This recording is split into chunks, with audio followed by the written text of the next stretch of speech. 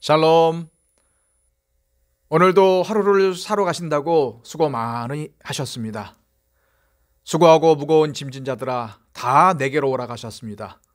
오늘도 하나님 앞에 나와 예수님의 위로와 소망을 받는 우리 모두가 되시기를 바랍니다.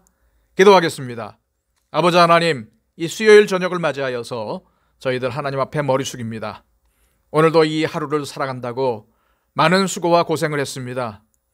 그러나 주님의 말씀 의지하여 주님 앞에 나아오니 주님, 세상이 줄 수 없는 평안을 우리 가운데 허락하여 주시고 오늘도 주님의 기쁨과 주님께 대한 소망이 회복되는 우리의 삶이 되게 하여 주시옵소서. 오늘도 하나님께 예배하기를 원합니다. 영과 진리로 주님께 나가기를 원하오니 우리의 예배를 받아 주옵소서. 예수 그리스도의 이름으로 기도하옵나이다. 아멘. 다 함께 찬송가 441장 찬양드립니다.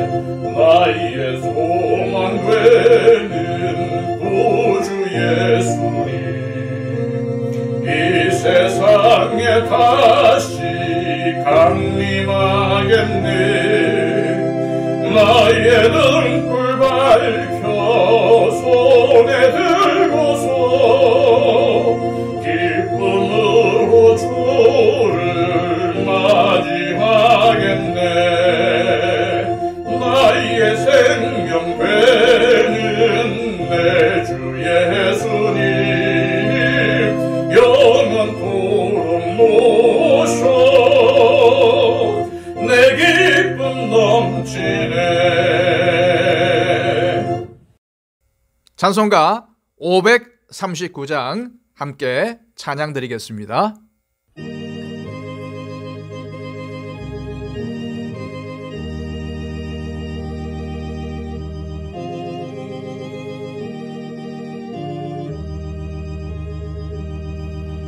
나 예수께 조용히 나가 내 모든 짐 내려놓고 주 십자가 사랑을 믿어 죄 사함을 얻으라. 주 예수께 조용히 나가 내 마음을 쏟아놓으라. 늘은 미리 보시는 주님 큰 은혜를 베푸시리. 주 예수의 은혜를 입어 내 슬픔이 없어지리. 내 이웃을 늘 사랑하여 너 받은 것 거저주라. 주 예수께 조용히 나가 내 마음을 쏟아놓으라. 늘은 미리 보시는 주님 큰 은혜를 베푸시리. 주 예수를 친구로 삼아 늘 내 옆에 모시려라. 그 영원한 생명샘물에 내 마른 못 죽이어라. 주 예수께 조용히 나가 내 마음을 쏟아놓으라. 늘은 미리 보시는 주님 큰 은혜를 베푸시리. 너 주님과 사귀어 살면 새 생명이 넘치리라. 주 예수를 찾는 이 앞에 참 밝은 빛 비추어라.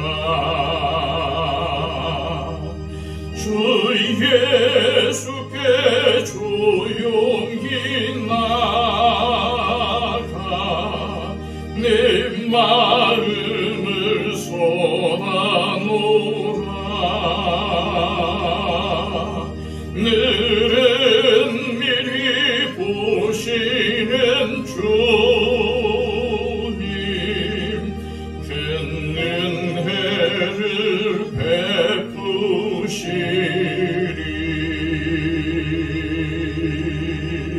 베푸시리. 이 시간 하나님께서 우리에게 주시는 말씀은 신약성경 마가복음 2장 1절로 12절까지의 말씀입니다. 신약성경 55쪽을 참조하십시오. 수일 후에 예수께서 다시 가버나움에 들어가시니 집에 계시다는 소문이 들린지라 많은 사람이 모여서 문 앞까지도 들어설 자리가 없게 되었는데 예수께서 그들에게 도를 말씀하시더니 사람들이 한 중풍병자를 4사람에게 메워 가지고 예수께로 올세 무리들 때문에 예수께 데려갈 수 없으므로 그 계신 곳에 지붕을 뜯어 구멍을 내고 중풍병자가 누운 상을 달아내리니 예수께서 그들의 믿음을 보시고 중풍병자에게 이르시되 작은 자야 네 죄 사함을 받았느니라 하시니 어떤 서기관들이 거기 앉아서 마음에 생각하기를 이 사람이 어찌 이렇게 말하는가 신성모독이로다 오직 하나님 한 분 외에는 누가 능히 죄를 사하겠느냐 그들이 속으로 이렇게 생각하는 줄을 예수께서 곧 중심에 아시고 이르시되 어찌하여 이것을 마음에 생각하느냐 중풍병자에게 네 죄사함을 받았느니라 하는 말과 일어나 네 상을 가지고 걸어가라 하는 말 중에서 어느 것이 쉽겠느냐 그러나 인자가 땅에서 죄를 사하는 권세가 있는 줄을 너희로 알게 하려 하노라 하시고 중풍병자에게 말씀하시되 내가 네게 이르노니 일어나 네 상을 가지고 집으로 가라 하시니 그가 일어나 곧 상을 가지고 모든 사람 앞에서 나가거늘 그들이 다 놀라 하나님께 영광을 돌리며 이르되 우리가 이런 일을 도무지 보지 못하였다 하더라. 아멘. 1950년대 중반까지만 해도 소아 백혈병 환자는 치료도 제대로 받아보지 못하고 죽어갔습니다. 한두 살 먹은 어린 아이들의 온몸에서 흘러나오는 피를 멈추게 할 수 없었습니다. 이때에 한 젊은 의사가 국립암연구소에 배정을 받아오게 되었습니다. 이 의사는 어린 소아백혈병 환자의 피가 멈추지 않는 것은 혈소판 부족이라고 확신을 했습니다. 그러나 당시만 하더라도 국립암연구소 측은 이러한 주장에 회의적인 태도를 보였을 뿐만 아니라 연구를 위한 혈액을 공급해 주지도 않았습니다. 그러나 이 의사는 외부에서 혈액 기증자를 모집하여 연구를 계속하게 됩니다. 하지만 또 난관이 생겼습니다. 기존의 혈액 튜브로는 혈소판이 표면에 들러붙어서 혈소판을 얻을 수가 없었기 때문이죠. 그러나 포기하지 않고 혈소판을 보존하기 위한 새로운 튜브를 개발해 냈습니다. 국립암연구소 측에서는 다시 혈소판 수요를 계속하면 해고하겠다는 경고를 했습니다. 그러나 이 젊은 의사는 굴하지 않고 이 새로운 수혈 방법을 계속 시도하여 마침내 출혈을 멈추게 하는데 성공을 이루어냈습니다. 이 젊은 의사는 남들이 불가능하다고 생각했을 때에 희망을 보는 눈이 있었습니다. 원인을 발견하고 끝까지 포기하지 않고 끝까지 최선을 다했을 때 좋은 결과를 얻어낼 수가 있었던 것입니다. 그렇습니다. 우리 인생도 절망적인 상황 속에서도 희망을 발견할 수 있는 눈이 있어야 합니다. 확신을 가지고 노력하는 것을 포기하지 않고 끝까지 나아가면 반드시 좋은 결과가 있을 것입니다. 특히 하나님은 믿음을 가지고 끝까지 포기하지 않고 기도하는 사람의 기도를 응답해 주십니다.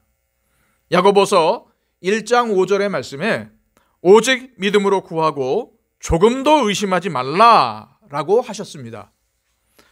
여러분이 세상에서 절망적인 어려움을 당했다 할더라도 낙심하지 말고 믿음으로 하나님께 구하면서 희망을 보시기를 바랍니다. 그러면 하나님이 여러분들의 믿음을 보시고 문제를 해결해 주시고 복을 주실 줄로 믿습니다. 우리 예수님께서 공생애를 시작하신 지 얼마 되지 않았던 때였습니다. 마가복음의 기록에 의하면 우리 예수님께서 두 번째로 가버나움을 방문하셨어요. 한 집에 들어가셨을 때에 수많은 사람들이 이 예수님을 만나기 위해서 몰려들었습니다. 그도 그럴 것이 첫 번째 가버나움을 방문하셨을 때에 우리 예수님께서 회당에 들어가서 말씀을 가르치시는데 그 가르치심에 사람들이 깜짝 놀랐습니다. 지금까지 그런 방식으로 말씀을 가르친 사람이 없었기 때문이죠. 율법 선생이라고 말하는 서기관들이나 종교적인 권위를 가진 그 어떤 사람들보다도 예수님의 가르침에는 놀라운 하늘의 권위가 있었기 때문입니다. 뿐만 아니라 그 회당에서 더러운 귀신 들린 사람을 고쳐주셨습니다. 회당에 있던 사람들은 예수님에게 말씀의 권위뿐만 아니라 귀신을 제어할 수 있는 하늘의 권능이 있다는 것을 그들의 눈으로 직접 보았습니다. 우리 예수님은 귀신만 쫓아낸 것이 아니었습니다. 가버나움에 있는 베드로의 장모의 집에 들어가서는 열병으로 몸져 누워있는 베드로의 장모를 고쳐주셨습니다. 그 소문을 듣고 많은 병자들과 귀신 들린 사람들이 예수님 앞으로 몰려들었고 우리 예수님께서는 그들을 고쳐주셨죠. 가버나움에서 이런 놀라운 기적을 경험했던 사람들이 다시금 예수님께서 가버나움에 오시자 그분의 말씀을 듣기 위해서 그리고 병을 고침받기 위해서 예수님이 계신 집으로 몰려들었던 것입니다. 그런데 거기 예수님 앞에 가고 싶어도 갈 수가 없는 사람들이 있었습니다. 바로 한 중풍병자를 데리고 온 사람들이었습니다. 중풍병이 너무 심해서 몸을 움직일 수조차 없어 침상에 누워 있어야만 하는 사람을 예수님 앞에 데리고 가서 병고침을 받게 하고 싶은데 사람이 너무 많아서 예수님 앞으로 데려갈 수가 없었습니다. 그래서 고심하던 끝에 중풍병자를 데리고 지붕 위에 올라가서는 지붕을 뜯어내고 병자가 누워있는 침상을 예수님 앞으로 달아내렸습니다. 일반적으로 이스라엘 지역의 서민들의 집들은 지붕이 평평하고 집 바깥에서 그 집 지붕으로 올라가는 계단이 있습니다. 지붕은 들보를 중심으로 작은 나무들을 걸쳐놓고는 지프로 덮고 진흙을 발라놓습니다. 그러기에 조금만 힘들이면 지붕을 뜯어낼 수가 있었던 거죠. 하지만 그렇게 지붕을 뜯어내기 쉽다고 하더라도 중풍병자를 달아내리기 위해서 지붕을 뜯어낸다는 것은 대단한 용기와 믿음이 필요했던 것입니다.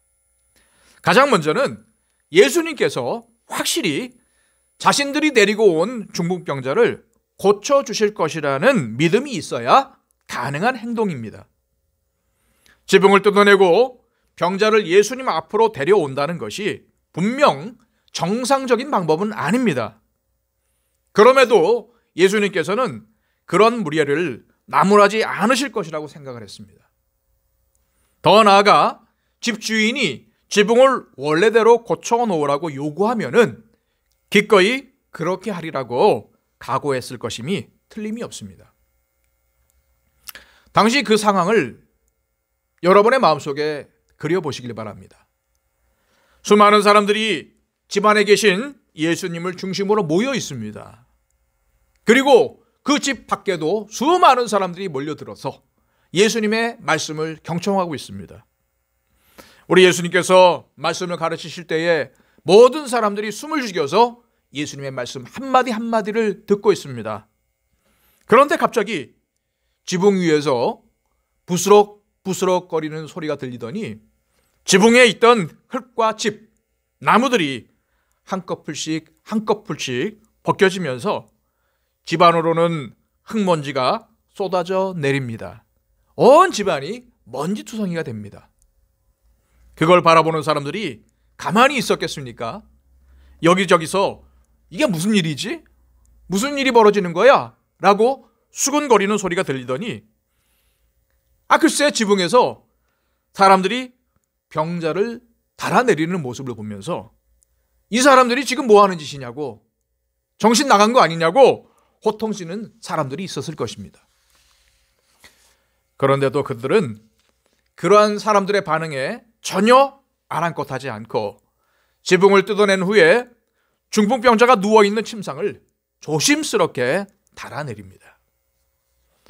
여러분, 중풍병자를 달아내리는 네 사람의 마음을 우리가 한번 깊이 느껴볼 필요가 있습니다. 그들은 왜 그렇게까지 해야 했을까요? 그들은 병자를 예수님이 계신 집 앞에까지 데리고 갔다가 많은 사람들이 모인 것을 보고는 사람들이 너무 많으니까 어쩔 수 없구나, 방법이 없어 라고 생각하고 그냥 포기할 수도 있었습니다. 아니면 오늘은 사람들이 너무 많으니까 돌아가고 다음 기회에 다시 오자, 그렇게 생각할 수도 있었습니다. 우리는 최선을 다했지만 그를 예수님 앞에 데려가는 것은 불가능해. 우리는 우리가 할 수 있는 일을 다 한 거야 라고 생각하면서 포기할 수도 있었습니다. 그런데 그들은 그렇게 하지 않았죠. 포기하지 않았습니다. 무리의 힘을 알면서도 남의 집 지붕을 뜯어내면서까지 병자를 예수님 앞으로 데려갔습니다. 그들이 그렇게까지 한 이유가 무엇이었을까요? 오늘 본문에서 예수님께서는 그들의 행동을 그들의 믿음이라고 말씀하십니다. 5절 말씀입니다.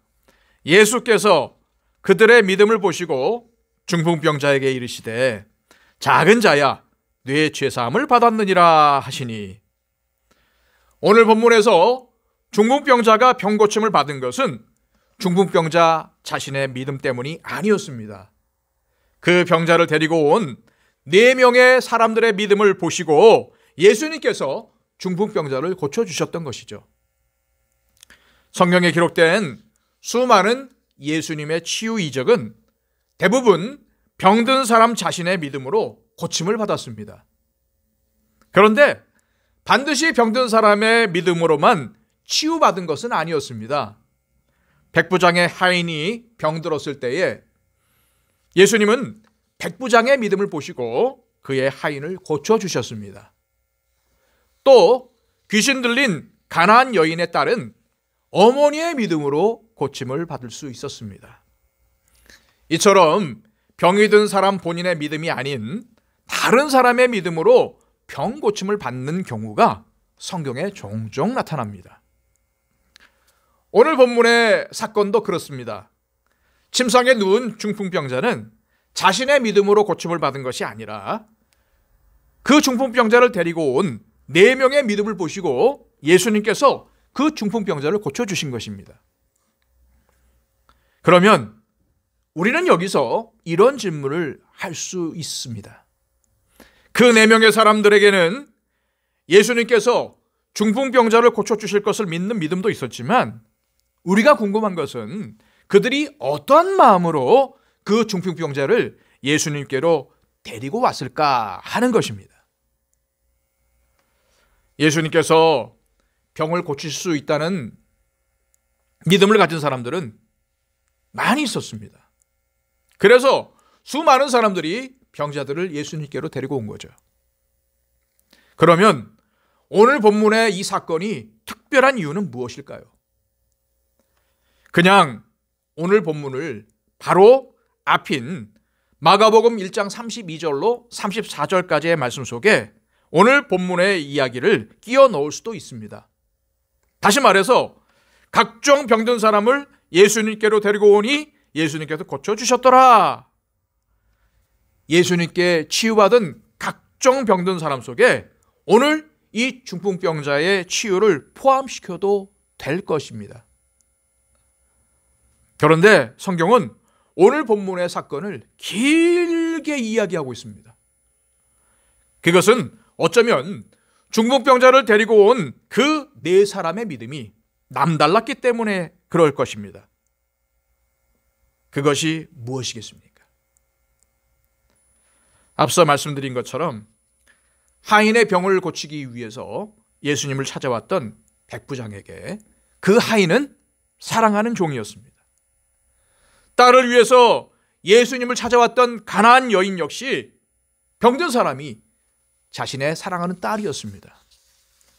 그런데 오늘 본문에서는 중풍병자와 그를 데리고 온 사람들의 관계가 언급되지 않았습니다. 가족이나 친구일 수도 있겠죠. 또 이웃일 수도 있습니다. 하지만 어떤 관계이든 그들은 중풍병자가 병으로 인해서 고통받는 모습을 가만 놔두고 볼 수 없어서 그를 예수님께로 데리고 온 것입니다. 그리고 사람들이 너무 많이 몰려와서 예수님 앞으로 갈 수 없게 되자 지붕을 뜯고 병자를 예수님께로 인도합니다. 어떻게든 그를 고쳐주고 싶은 마음이 간절하기 때문에 그런 행동을 불사했던 것이죠.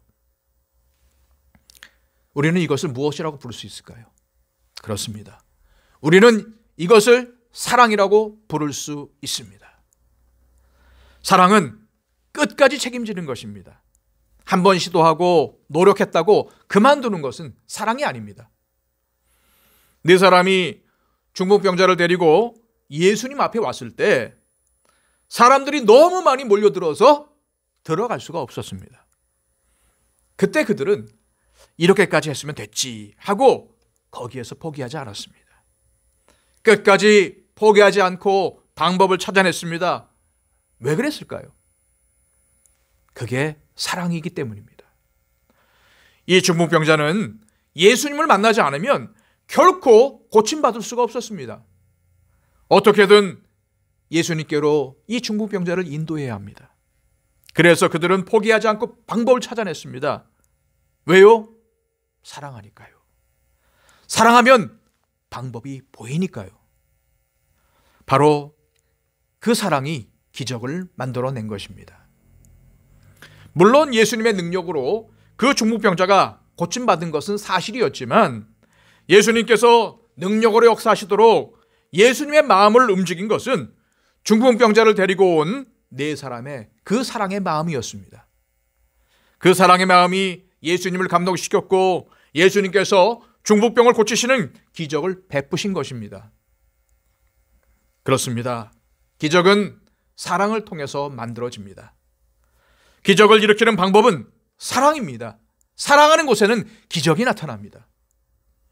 저는 우리 더 처치 안에 이러한 사랑의 기적이 많이 나타나기를 소망합니다. 하나님께서 우리를 사랑하셔서 당신의 독생자를 주셨습니다. 십자가에 못 박혀 죽이기까지, 십자가에 못 박혀 죽이시기까지 우리를 사랑하셨습니다. 그 사랑이 오늘 우리를 살렸고 그 사랑이 우리에게 영원한 생명을 가져다 주었습니다.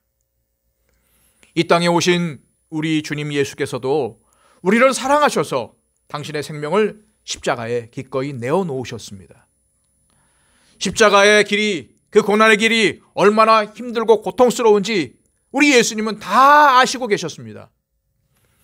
그럼에도 불구하고 우리를 향한 사랑이 그 십자가의 고통을 이겨내게 하셨고 죽으심으로 우리를 살리셨습니다.